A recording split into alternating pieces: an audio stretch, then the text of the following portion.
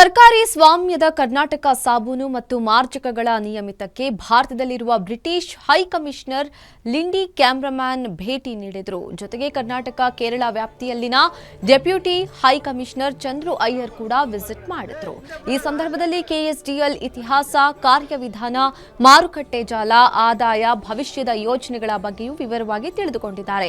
ಇನ್ನು ವಿಶೇಷ ಏನಂತಂದ್ರೆ ಕೆಎಸ್ಡಿಎಲ್ ಚರಿತ್ರೆಯನ್ನ ಕಟ್ಟಿಕೊಡುವ ಪ್ರಾತ್ಯಕ್ಷಿಕೆಯನ್ನ ಲಿಂಡಿ ಮತ್ತು ಅಯ್ಯರ್ ಇಬ್ಬರ ಎದುರು ಪ್ರದರ್ಶಿಸಲಾಯಿತು. ಸಂಸ್ಥೆಯ ಉಗಮದ ಹಿನ್ನೆಲೆಯಲ್ಲಿ ಬ್ರಿಟನ್ನಿನ ಪಾತ್ರ ಇರುವುದನ್ನು ಕೇಳಿ ಇಬ್ಬರು ಅಚ್ಚರಿ ವ್ಯಕ್ತಪಡಿಸಿದರು.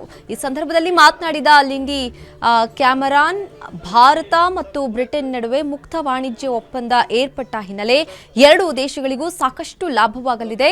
ಈ ಒಡಂಬಡಿಕೆಯ ಲಾಭವು ಕೈಗಾರಿಕಾ ಬೆಳವಣಿಗೆ ಮತ್ತು ವಾಣಿಜ್ಯ ವಹಿವಾಟಿನಲ್ಲಿ ಮುಂಚೂಣಿಯಲ್ಲಿರುವ ಕರ್ನಾಟಕಕ್ಕೂ ಸಿಗಲಿದೆ ಅಂತ ವಿಶ್ವಾಸವನ್ನ ವ್ಯಕ್ತಪಡಿಸಿದ್ದಾರೆ.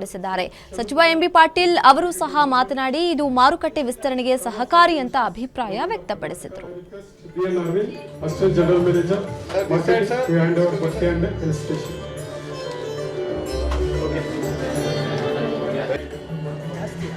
Strengthening the distributor network, which will be entire India, that will reach more than 1,000. ಹೇಗೆ ನಮ್ಮದು ಡಿಮ್ಯಾಂಡ್ ಜಾಸ್ತಿ ಆಗ್ತಾ ಇದೆ. ನಾವೆಲ್ಲನೂ ಕೂಡ ಈಗ ಇ ಕಾಮರ್ಸ್ ಇದರಲ್ಲಿ ಅಮೆಜಾನು ಇದು ಮಾಡಿ ಎಕ್ಸ್ಪೋರ್ಟ್ ಮಾಡಲಿಕ್ಕೆ ಹೆಚ್ಚಿಗೆ ಪ್ರಮೋಷನ್ಸ್ ಮಾಡಿ ಒಂದು ಹಂತಕ್ಕೆ ನಾವು ಈಗ ತಂದಿದ್ದೀವಿ. ಇನ್ನು ಮುಂದೆ ನಮಗೆ ಹೆಚ್ಚಿನ ಡಿಮ್ಯಾಂಡ್ ಬರ್ತದೆ. ಹೀಗಾಗಿ ಆ ಭಾಗದಲ್ಲಿ ಕೂಡ ಒಂದು ಸೋಪ್ ಫ್ಯಾಕ್ಟ್ರಿ ಆಗಲಿ ಅಂತೇಳಿ ಅವರು 4-5 ಜಿಲ್ಲೆಗಳು ವಿಸಿಟ್ ಮಾಡಿದ್ದಾರೆ. ವಿಸಿಟ್ ಮಾಡಿ ಇವತ್ತು ದಿವಸ ಅಂತಿಮವಾಗಿ ವಿಜಯಪುರ್ಗೆ ಅವರು ಸೆಲೆಕ್ಟ್ ಮಾಡಿದ್ದಾರೆ. ಅಲ್ಲಿ ಒಂದು ಇನ್ನೊಂದು ಯೂನಿಟ್ ಆಗ್ತದೆ. ಅಲ್ಲಿ ಅದು ಈಗ ಲ್ಯಾಂಡ್ಗೆ ಐಡೆಂಟಿಫೈ ಮಾಡಿದ್ದಾರೆ. ಲ್ಯಾಂಡನ್ನು ಈಗ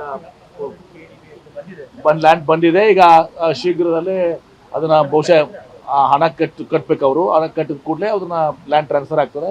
ಆಮೇಲೆ ಆ ಪ್ರಕ್ರಿಯೆಗಳನ್ನು ಪ್ರಾರಂಭ ಮಾಡಿ ಇವತ್ತು ದಿವಸ ಅಲ್ಲಿ ಫ್ಯಾಕ್ಟ್ರಿ ಕನ್ಸ್ಟ್ರಕ್ಷನ್ ಸ್ಟಾರ್ಟ್ ಮಾಡ್ತಾರೆ.